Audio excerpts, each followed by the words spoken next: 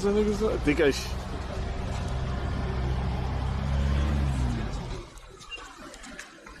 Alter, manchmal, wenn ich ein Typ wäre, ne?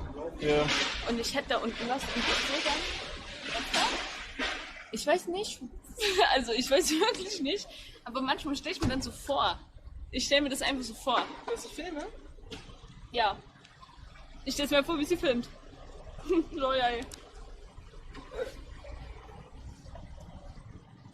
Die hat ja gesagt, dass wenn sie ein Mann ist, sie ihren Pipi-Mann da reinsteckt. Ach so. Du auch? Nein! Okay.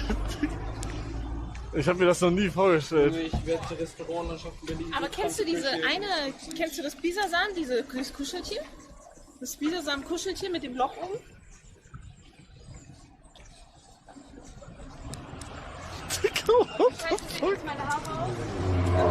Richtig scheiße.